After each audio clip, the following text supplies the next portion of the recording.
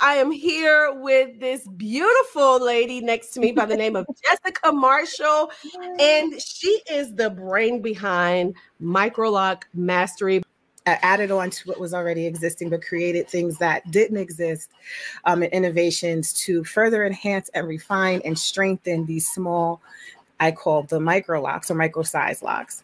So out of that basically dominated my work with my business. And so Microlocs was born, and Microloc Mastery, etc. And here we are today. So it's a whole fusion. Prior to me even meeting with my loctician, she had already very cordially severed that agreement so that she wanted to use a different tool. She wanted to use a system because she had been doing it for so many years and finding ways that she wanted to improve upon. And she was kind of limited, and she didn't want to be sneaky, and just under the table do stuff. And she wanted to respect the training and the program that she had come from and the founder of it and everything. So she wrote a formal letter thanking and appreciating for the training, but that she wanted to sever that and work and use another tool, which I distributed for a long time, that I talk about a lot, another hair tool. And that was used on my hair, and that system, which also laid the foundation of the framework and training that I have. My mentor and I worked closely together as she was training me. She even said, "You're going to take this further than I ever did." She supported me starting Microlocs because that wasn't the word she used. I said, "I'm going to call my hair Microlocs because it's not sister locks, but I don't want to misrepresent." And sometimes I would say yes. People would be like, "I like your sister locks." But when I started to do it as a business, then I would stop and say, "Well, technically it's not because I haven't used the tool or the system." People would be like, "Huh?" Or some people would be like, "Oh, interesting." It was just the whole, depending on how much energy they had to go down a conversation or what they were interested in hearing. And I was like, I know that's a big thing to fight. But even according to their programming standards and respecting that, it is not. What's essentially the same is that there's an interwoven technique. But I don't even they have so many different ones. And we just have it all simplified down to a tool and a system that works really well, and also freedom to use different products. So we did innovate upon and do things different to improve. And then I added on reattachment. I just went on all in. How can I address the problems that don't have solutions right now? So there was a big issue with repair when sister locks, because sometimes they're very small and people's hair textures vary. And I also feel like sometimes they're too small for the hair texture. And so we would have problems, a lot of different problems that come out of that as your own natural curl is trying to, so there would be a lot of like skinny spots sometimes. Without going into a full class, I do talk about tool type and the type of tool that Sister Locks I have categorized in two categories from some terminology that I talk about, open loop and closed loop. But the tension on a lot of the Sister Locks were a little bit looser, and it could be fine. But for some, it was becoming allowing loose points or bunching or slipping. So I ended up doing a lot of repair work for the first few years of me setting up shop and doing quote unquote Microlocs. And it was all sister locks because it wasn't anybody else getting any other thing besides sister locks at that time until it started catching on. And then people started saying, well, yeah, I do want to use a different tool. I'm going to call this group of people Microlocs with this tool and this group of people sister locks because I'm going to use this. And it was like, I just avoided that because I didn't come in through the sister lock brand. So I was already able to just use the same tool and system that worked on like 99.9% of all hair types and people. That's amazing. And I think it's important to note the respect that both you and your mentor had for the original sister lock technique. I think that's admirable because a lot of people don't operate at that level of professionalism, even though there is a lot of, we all know there's a lot of controversy, even in the sister lock community as a whole, as well as the Microloc community and the DIY community. But the fact that there is that level of respect there is amazing. It's amazing to me. So I probably should have led with this, but I didn't. And I want to share how you and I connected, and then that's going to lead into Yes. the big elephant in the room that everybody's probably like, is she going to ask? Is she going to ask? And that elephant is just the controversy between techniques and terminology. But before I go there, so let me share with you all how we connected. So, so May 1st, I decided, after doing about 2 years of research, I decided I'm going to lock my hair. I'm going to do DIY Microlocs. Now, this was before I was introduced to Jessyca. This was before I knew anything about what Jessyca taught, right? So I do my hair and it comes out and I'm like, oh my gosh. And I film a YouTube video and I'm driving my son to California for training. And I get an email while I'm in the car. This email is like, Marquetta, please reach out to me. I have info about what you just did to your hair. And at first I was like, what? Oh my gosh, what did I do? Sorry, I didn't mean to be. No. I didn't mean to be like that. No, it's okay. It prompted me and I emailed her right back and she gave me her number and we talked, I think, for almost an hour about it was a long time. Yes, it was a very long, great conversation, but it was about technique and strategy and the differences in her journey and my journey and research and all of the things. And so it was at that moment, y'all, this was all the way back in May when I said, we got to jump on and do an interview together. And here we are finally doing the interview because I had so many travel and all of this, these things that came up. And so here we are finally doing this interview. But I learned so much because as I shared in my initial video, and as I've said several times, I didn't know anything about the lock community. I am a licensed cosmetologist and I'm not a loctician, and I don't claim to be one. But what I did was what a lot of people do. Now, this is when I'm getting into the elephant in the room. I did what a lot of people do. Is I went on the University of YouTube, which most hairstylists and professionals don't like, which I understand because I'm a professional too. I get it. So I went to YouTube University and watched hundreds of videos about DIY Microlocs and DIY this and DIY that. And do I need to have a grid? And what happens if I don't? I watched everything. And so I decided, I said, okay, this is what I want to do. I don't want to have a grid pattern. I'm not going to interlock. I had watched maybe 2 videos about interlocking the hair from roots to ends. And I said, I don't have that kind of time.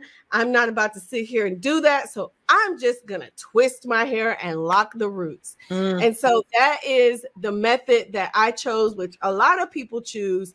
However, there has been a lot of conversation and controversy behind whether or not that is a good enough method to use versus going with an interlock technique and then using the extensions and grid patterns and all of those things. So just to clarify right now, what is your opinion of the DIY Microloc community?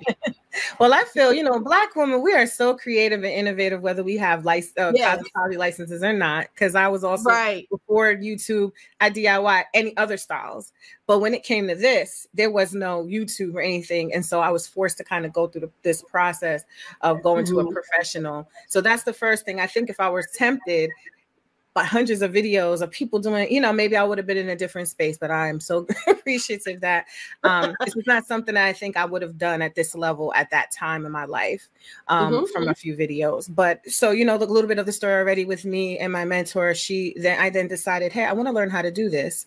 I felt very like I had to surrender even to get in her chair. At that point in my life, I was doing my own little twist. I was doing all these other things in my hair and I didn't know what she was doing. And so I did realize though, I was like, this looks very intricate. I do need to learn, like invest in a learn. Like the only option was for me to learn it professionally through her. So how I feel about what's happening, I spoke about it a few times. I had been very active on YouTube in the early years of me starting my business. I was probably one of the very few, when I first did my first video, probably one of the very few talking about Microlocs. So I started to get a lot of traction, views, videos were getting in, 30K, 50K, just hits, and people were not really speaking on it. I was talking about it. I love to talk about it, but I also became a single mother and had to step away. And I remember how things started to go in the direction they did. I couldn't finish securing my trademark for Michael. That's another conversation. But we'll talk about what the standards were for how that process was going, because there was a standard that I felt, and it did not include, it wasn't even a thought of 2-strand twister braids. But what I think happened is that I think maybe similarly to like your experience, or just other people who want to find an easier, faster way to do something, and who may not know enough about lock theory in general, but when it comes to small size like this, even what is done for traditional locks will prove to be not as sustainable for a smaller size lock. So that's why I think the brilliance of what Sister Locks had was already incorporating, although they have different, I think, too many rotation patterns and things like that, in my opinion, but that's just my opinion. It's not saying it's wrong or right, but there's a lot of rotation patterns, but they all use the same kind of basic interwoven technique. And so I realized through all the years of doing the hair and the training I understood why. I understood why, how the hair will lock, how the hair needs to have that kind of pattern to help it along if it is going to be on a small scale. So larger size locks, it's different. And so when it comes to twist, coils are that's the weakest. Whole nother game. Yeah, it's not even a pattern to hold on to. When you have a larger lock, you have a lot more hair in the foundation and the base of it. You have a lot more strength, just like a rope or a string, which is stronger, a rope or a string. So when it comes to 2-strand twist, there isn't that pattern for the small scale tight enough. That's what I believe. So of course, people can still find success. It depends on your hair texture, what you do after. So I'm not saying, oh no, never. I'm talking really I always really become critical of the professional level, because a professional should, I feel, if they're doing this and getting money for it, that they understand that. But a DIYer is going to do whatever they want to do with their hair. But the thing that happened in the past 15 years is the explosion of YouTube and social media and Instagram and anything else that can show really pretty pictures, and you can really put filters on and fling the hair.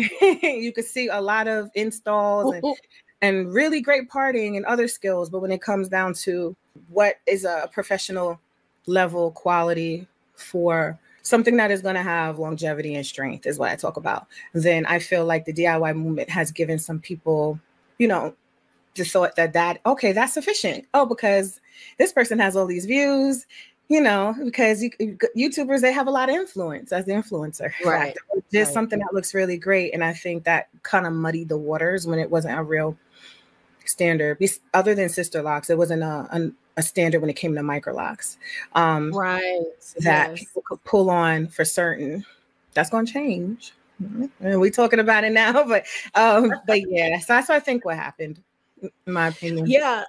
Yeah, and you made a very interesting point when we had our initial conversation, and it made me think, because first of all, after I got off that call, I was considering redoing my entire head and interlocking, but then I thought, I don't have the time to sit for this. No. So I just said, okay, I'll just take the good with the bad and just deal with it. But you made a great point. And the point that you made was how basically what you were saying is, if you start off with a twist, but you lock your roots, that's two totally different things.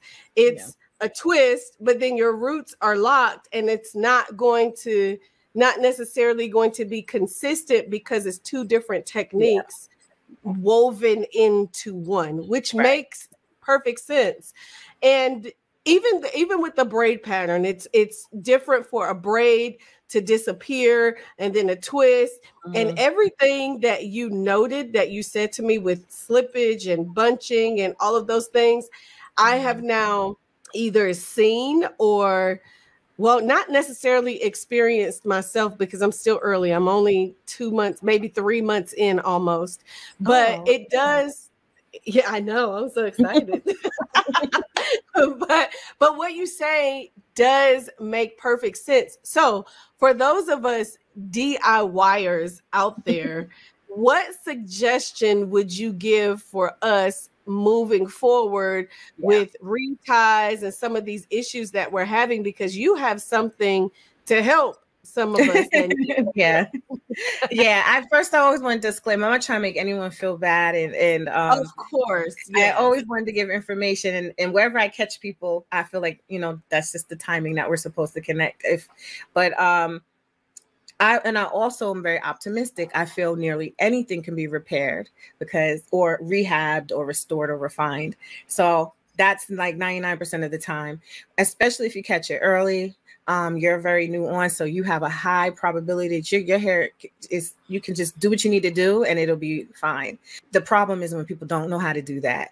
So I have the Microloc Mastery training and certification program, but I have a training just for retightening and maintenance. Thank you. Your hair is so beautiful.